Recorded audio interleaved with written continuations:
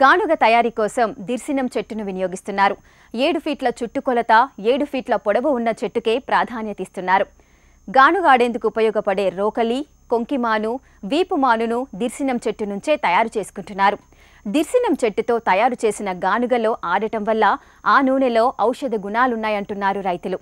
ఎద్దుపై ఎలాంటి ఒత్తిడి లేకుండా గానుగను ఏర్పాటు చేసుకున్నామని శ్రీనివాసరెడ్డి తెలిపారు.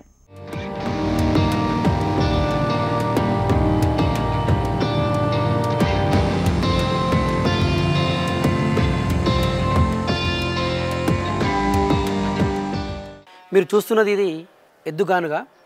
ఇది ఈ ఎద్దుగానుగ కావాల్సిన చెట్టు అనేది దిర్శనం వాడతామండి.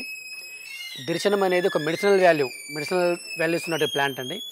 ఈ ఎద్దుగానుగకి దిర్శనంతో పాటు నల్లతుమ్మ, చింత కూడా వాడతాము. కానీ మనకు ఇంత వెడల్పు ఒకటి ముద్దున్న చెట్టు చింత దొరకడం చాలా కష్టము. అలాగే నల్లతుమ్మ దొరకడం కష్టమండి. సో మనం దిర్శనం మాత్రం విరివిగా దొరుకుతుంటాయి. సో మనకు ఈ ఎద్దుగానుగ చేసుకోవాలంటే 7 ఫీట్ల చుట్టుకొలతో ఉన్నటువంటి దిర్శనం చెట్టు కావాలి. అదేవిధంగా 7 ఫీట్ల పొడవు ఉన్నటువంటి 7 ఫీట్ల పొడవు ఉండాలి, 7 ఫీట్ల చుట్టుకొలతో ఉండాలి. అలాగే దీనికి వాడే మిగతావి కూడా ఈ రోకలి ఇది కూడా దిర్శనంతో వాడాలి. ఎందుకంటే మనము నూనెలో ఈ ప్లాంట్ కలిసినా కూడా మన మెడిసినల్ వాల్యూస్ ఉంటాయి కాబట్టి మనకి ఎటువంటి ఎఫెక్ట్ ఉండదు.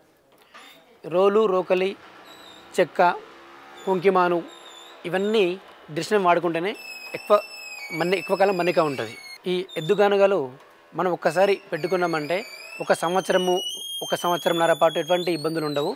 దాని తర్వాత మనకు మెయింటెనెన్స్ ఉంటుంది. అదేంటంటే ఈ రోకలు అనేది అరుగుదల ఉంటుంది కాబట్టి మనము ఈ రోకలు చేంజ్ చేసుకోవాలి.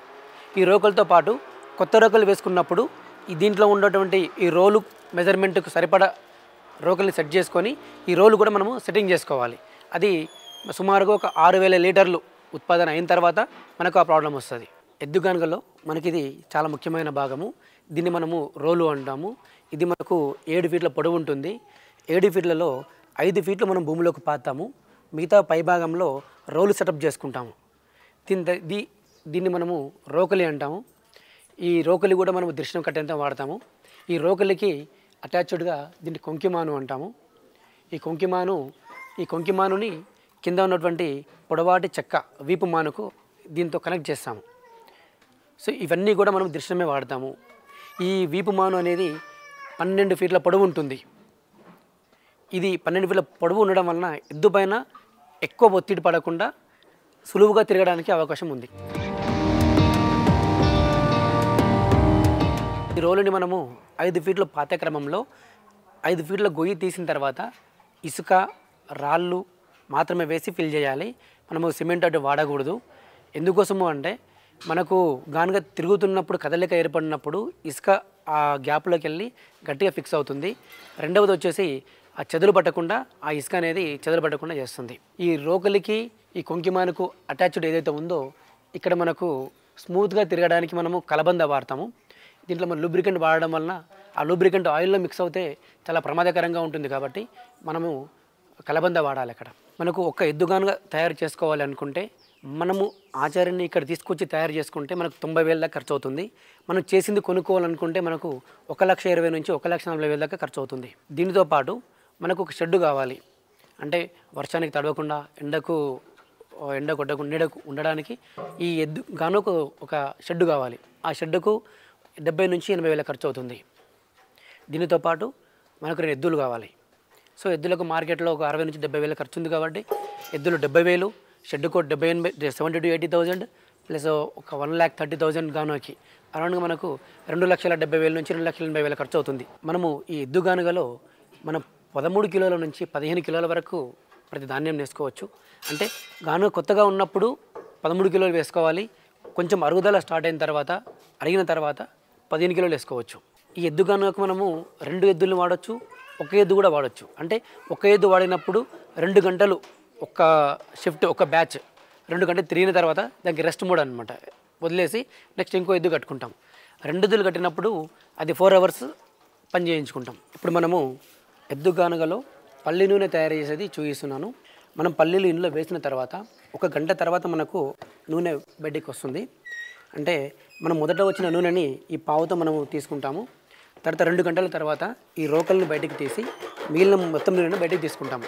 అయితే ఎద్దుగానుగలో మనకు నిమిషానికి 2 నుంచి 3 రౌండ్లు మాత్రమే తిరుగుతుంది కాబట్టి నూనె అనేది ఎక్కడ వేడెక్కదు. నూనె తీసుకున్న తర్వాత మిగిలిన చెక్కని మనము ఈ ఒక పనిముట్టతో తీసి ఈ చెక్కను మనము అమ్ముకోవడం కానీ మన ఎద్దులో కానీ పెట్టుకోవచ్చు. ఎద్దుగానుగను తయారు చేసుకోవాలంటే 1,30,000 వరకు ఖర్చు అవుతుందంటున్నారు శ్రీనివాస్. దీంతో పాటు ఒక షెడ్డును ఏర్పాటు చేసుకోవాలి. షెడ్డు కోసం 80,000 ఖర్చు అవుతుందంటున్నారు. మొత్తంగా ఒక యూనిట్ పెట్టుకునేందుకు 2,80,000 ఖర్చు అవుతుందని తెలిపారు. ఇదే కాకుండా నెలకు 1,50,000 ముడి సరుకు ఖర్చు అవుతుందంటున్నారు.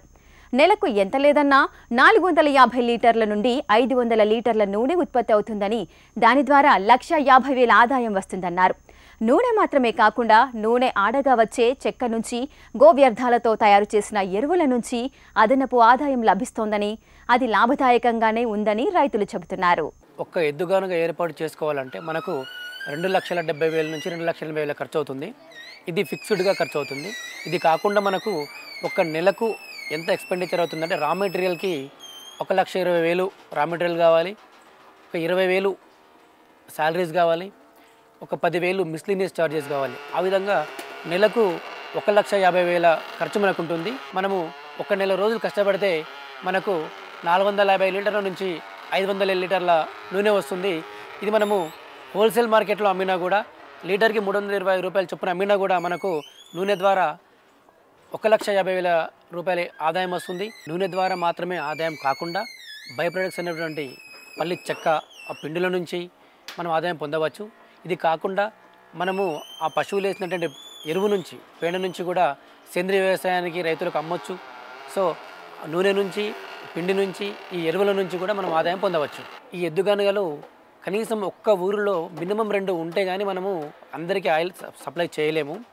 ఈ ఎద్దుగా ఊరిలో ఉండడం వలన గ్రామీణ ఉపాధి ఒకటి ఏర్పడుతుంది. గ్రామంలో ఉంటూ గ్రామంలోనే పని చేసుకుంటూ నెలకు ఒక జంట 20,000 దాకా సంపాదించుకోవచ్చు. సో గాంధీజీ గారి కలలు కన్న గ్రామ స్వరాజ్యం అనే దానికి ఈ ఎద్దుగానుగలు అనేటివి ఒక తోడ్పాటుగా ఉంటాయి.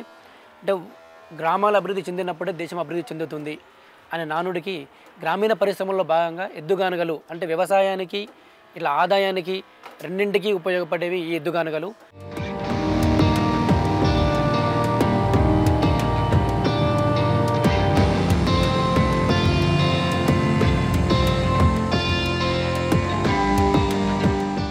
కట్టెగానుగలు తిరగడానికి విద్యుత్తు అవసరం లేదు. ఎంత మారుమూల గ్రామంలో అయినా వీటిని ఏర్పాటు చేసుకోవచ్చు. ఎద్దుగానుగలు గ్రామంలో ఉంటే అక్కడి పశు సంపద వృద్ధి జరగడంతో పాటు గ్రామంలోనే ఎక్కడి వారు అక్కడే ఆరోగ్యదాయకమైన వంట నూనెలను ఉత్పత్తి చేసుకోవచ్చు. ఆ గ్రామ ప్రజలకు స్వచ్ఛమైన నూనె అందించవచ్చు. ఆ దిశగా సాగుదారులు తిరిగి మూలాల వైపు అడుగులు వేస్తారని ఆశిస్తున్నాం. మరి ఈ రోజు ప్రసారమైన కార్యక్రమంతో పాటు సాగుదారులకు ఉపయోగపడే సేద్య సమాచారం, అభ్యుదయ రైతుల అనుభవాల కోసం HM TV అగ్రి యూట్యూబ్ ఛానల్ని సబ్స్క్రైబ్ చేసుకోండి. ఇది ఇవాల్టి నేల తల్లి కార్యక్రమం. నమస్తే.